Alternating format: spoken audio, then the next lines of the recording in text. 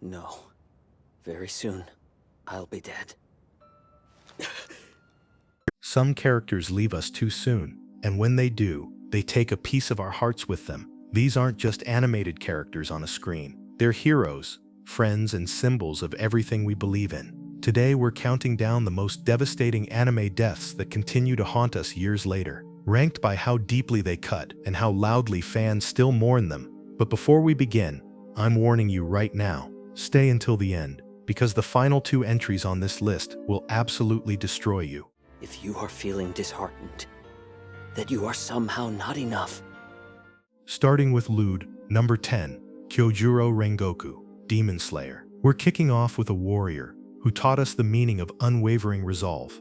The flame Hashira himself, Rengoku. Picture this, a demon of unimaginable power, innocent lives hanging in the balance, and one man refusing to back down even as his body breaks apart. What makes his passing so painful isn't just that he died, it's how he died, standing tall, smiling, encouraging the younger generation with his final breath. When he placed his hand on Tanjiro and told him to believe in himself, he wasn't just giving advice, he was passing on his spirit. That final smile, those words about keeping your heart ablaze, they weren't defeat, they were victory in its purest form. Number 9, Itachi Uchiha, Naruto Shippuden. Here's a name that still sparks debate and tears in equal measure. For years we branded him a monster, a brother who slaughtered his entire clan without mercy. But the truth shattered everything we thought we knew. Every horrific act, every cold glance, every moment of hatred he endured from Sasuke, it was all an act of love. He murdered his family to prevent civil war. He lived as a villain to protect his village, and he died reaching out to his little brother one final time, tapping his forehead with 2 fingers, whispering those words, "Forgive me, Sasuke, this is the last time." That wasn't a villain dying, that was a hero finally laying down the burden of a lifetime of lies. Daddy said he has a bunch of work.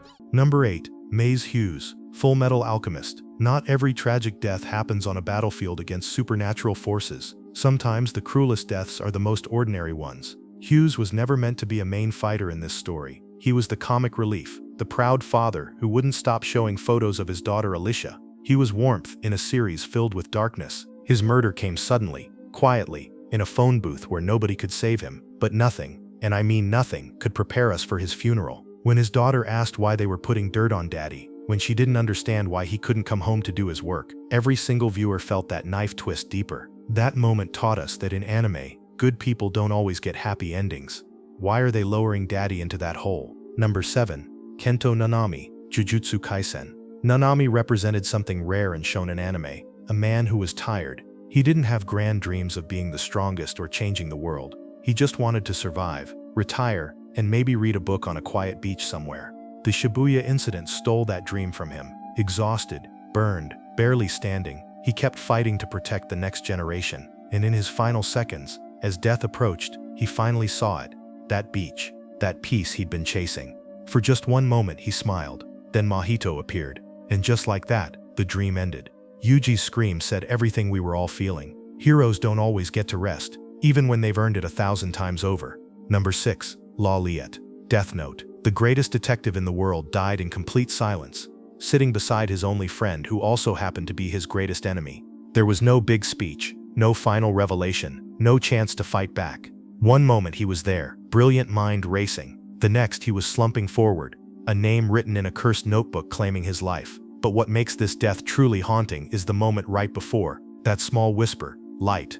I had my suspicions all along." He knew. Even at the end he knew. And Light, the person he trusted most, could only watch with cold calculation as his only real friend died beside him. The game was over, and nobody won anything worth having. Please, we can still save you. Number 5, Portgas D, Ace, One Piece.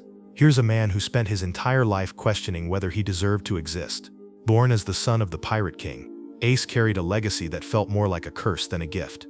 Just when he finally found his answer, when he finally accepted that he was loved and his life had meaning, fate took it all away. Standing between Luffy and certain death, Ace took the hit that should have killed his little brother. His final words weren't regrets or anger, they were gratitude. "Thank you for loving me." That one line, that single moment of a broken soul finally finding peace right before it's extinguished. Luffy's breakdown afterwards didn't just break the pirate world, it broke everyone watching. Number 4, Jiraiya, Naruto Shippuden. The legendary Sonin, the Toad Sage, the perverted teacher who believed in peace when the entire world had given up on it. Jiraiya's death was lonely, surrounded by enemies, drowning in the depths of the hidden rain village, nobody there to hold his hand or hear his last words.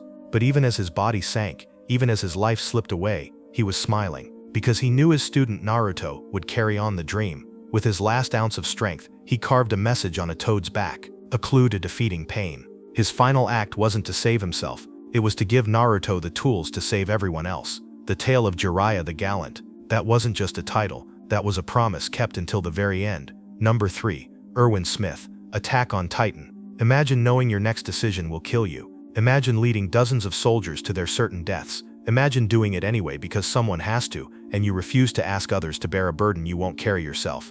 That was Erwin's last charge. No hope of survival, no clever plan to save everyone, just raw suicidal courage, aimed at giving humanity one desperate chance at the truth he'd spent his entire life chasing. Give up on your dreams and die. Lead the recruits straight into hell. Those words weren't cruel. They were the ultimate sacrifice from a man who chose humanity's future over his own obsession. He never got his answers about the truth of the world, but he gave the next generation everything they needed to find them. That's not a defeat, that's immortality. Number 2. Setsuko, Grave of the Fireflies. If you can watch this movie without crying, you might not be human. Setsuko was 4 years old, just a little girl who liked fireflies, who trusted her big brother to keep her safe, who slowly starved to death in a war that she couldn't possibly understand. There was no villain to defeat, no curse to break, no way to make it right, just a child, getting weaker, every single scene. When her brother says she never woke up again, the pain is incomprehensible. This death doesn't hit you like a punch, it hits you like drowning, slow, inevitable, and utterly unfair. Setsuko's death is a reminder that some anime wounds never close. Number 1.